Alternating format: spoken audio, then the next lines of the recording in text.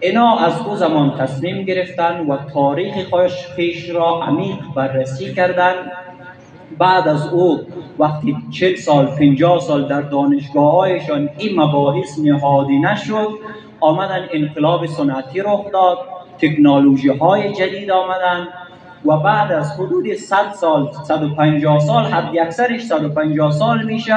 که اینا زحمت کشیدن و تلاش کردن. امروزه کشورهای اروپایی شدن کشورهای جهانی اول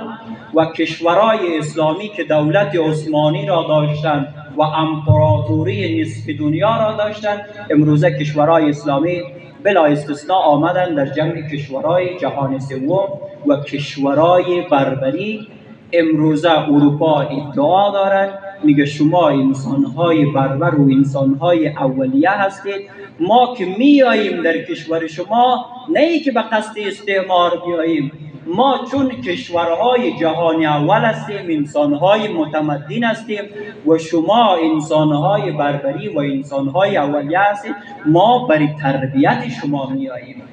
برای که شما 4 کلمه حرف انسانی و 2 کلمه از تمدن بفهمید، ما به این سبب به کشورهای شما میاییم و ریاست میکنیم سر شما، شما را مدیریت یاد میدیم و شما باید سپاسگزار از ما هم باشید.